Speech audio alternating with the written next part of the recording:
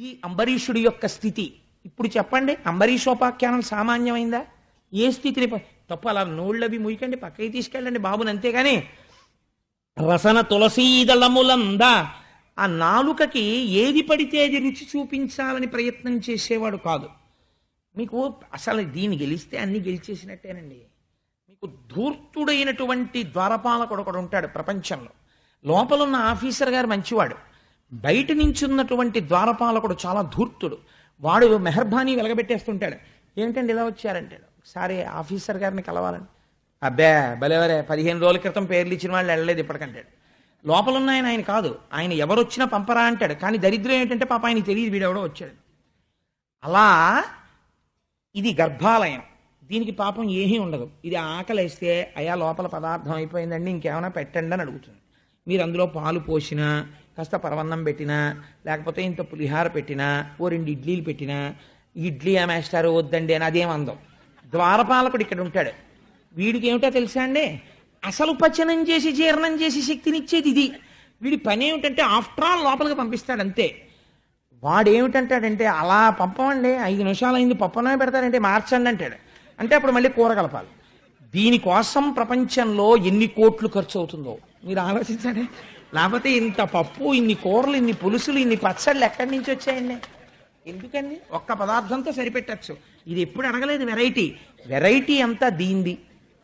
అందుకని ఇన్ని అడిగితే ఒక్కొక్కసారి ఇది ఏమంటుందో తెలుసా? ఏమన్నా ఆకలేసింది అన్నాను, ఏమన్నా పెట్టమన్నాను, అదేంటండి ఇక్కడ దాటిపోయి ఇక్కడికి వస్తోంది, ఇంకా పంపించకండి బాబోయ్ అంటుంది.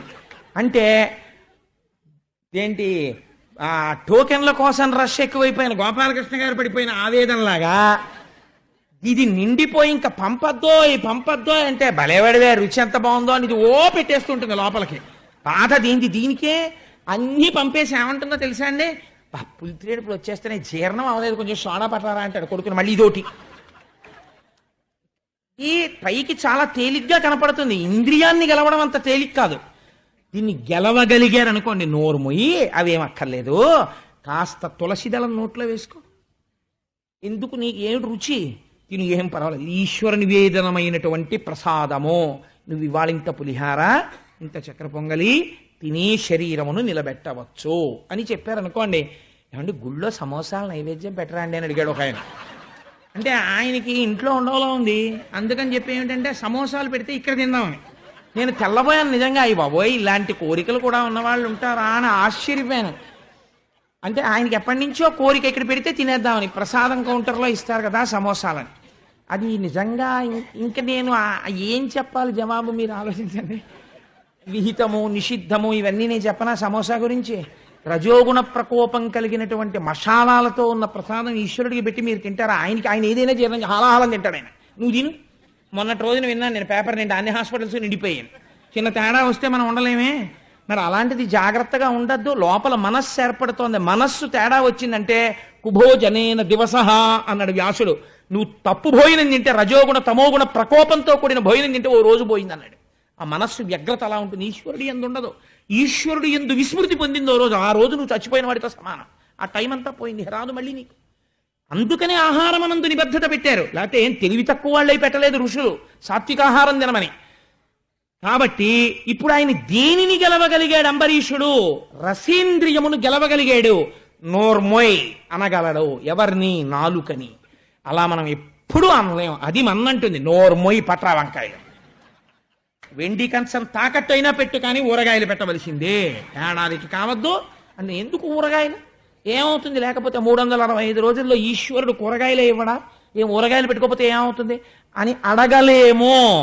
ఎన్ని రకాల ఆవకాయలు, ఎన్ని రకాల మాగాయలు, మళ్ళీ శాంపుల్స్ ఇంకోళ్ళకి ఇవ్వాలి, ఇంకోళ్ళ శాంపుల్స్ మనం తినాలి, వాటికి వేడి చెయ్యాలి, దగ్గు రావాలి, డాక్టర్ల దగ్గరికి వెళ్ళాలి, మందులు తెచ్చుకోవాలి. ఎన్ని బాధలో అందుకని ఆయన ఏం చేశాడు? ఘ్రాణమసురారి భక్త అంఘ్రికమలమందు రసన తులసీదళములంద ఆయన గెలవగలిగాడు. అది తేలిక మాట అని మీరు అనుకోకండి. ఇప్పుడు నేను ఇందుకు ఇంత మాట చెప్పానంటే నేను ఒక్క మాట చెప్పచ్చు. అంబరీషుడు నాలికని గెలిచాడండి, అయిపోతుంది ఉపన్యాసాలు, పెద్ద విశేషమే ఉంది. కానీ మనం చెయ్యలేంది ఆయన చేస్తున్నాడు. అది మనం కూడా చెయ్యవలసిన ప్రయత్నం గృహస్థాశ్రమంలో ఉన్న. If you like this video, hit the like button. For more videos, subscribe to our channel. If you have learned anything from this video, comment down below. Subscribe.